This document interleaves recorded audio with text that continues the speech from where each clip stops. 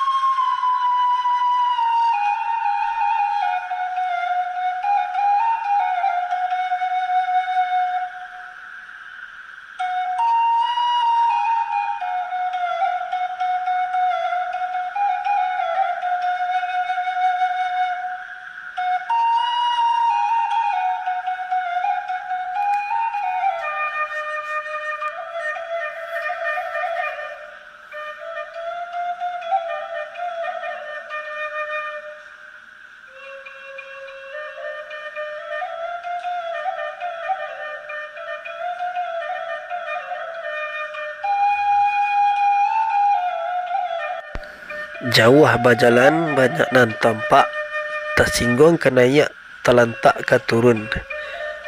Selama perjalanan ko adugai nan tak tersapo beriambo Dunsanak sadonyo, mohon diberi maaf. Segitu saya dulu vlog ini ko. InsyaAllah kita bersuah balik di vlog yang ketiga. Assalamualaikum warahmatullahi wabarakatuh.